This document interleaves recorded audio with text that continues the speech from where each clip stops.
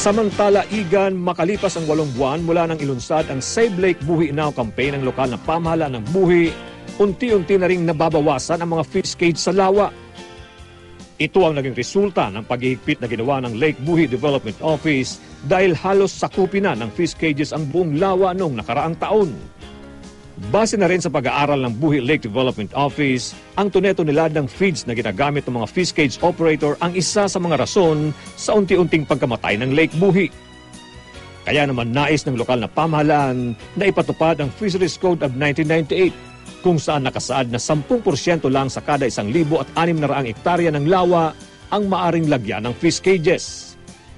Aminado ang Buhi Lake Development Office na sa ngayon, hindi pa nila ito naipatutupad sa kabila ng kanilang kampanya para sa mas malinis na Lake Buhi. Dahil nakalagay naman kasi yan sa Republic Act 8550, Section 55, na dapat mayroong navigation ng bawat lake. Nagdi-delineate na kami ng 10%.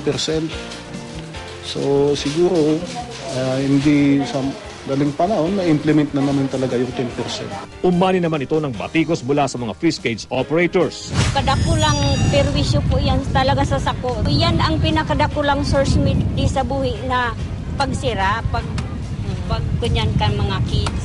So mga nahaliin mi na kids, sayang talaga. At yan, Igan, ang balita mula rito sa Naga City. Ako po si Elmer Casales, Mabalos.